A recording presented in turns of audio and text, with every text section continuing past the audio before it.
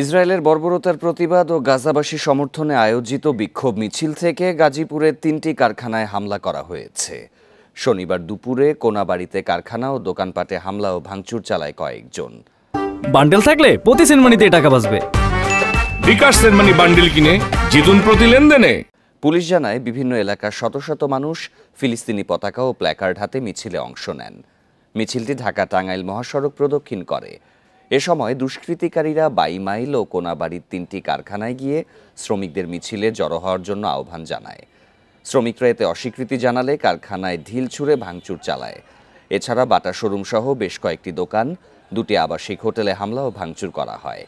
এক পর্যায়ে হোটেলের আসবাবপত্র সড়কে এনে অগ্নিসংযোগ করে উত্তেজিত লোকজন। পরে পুলিশ পরিস্থিতি নিয়ন্ত্রণে আনে।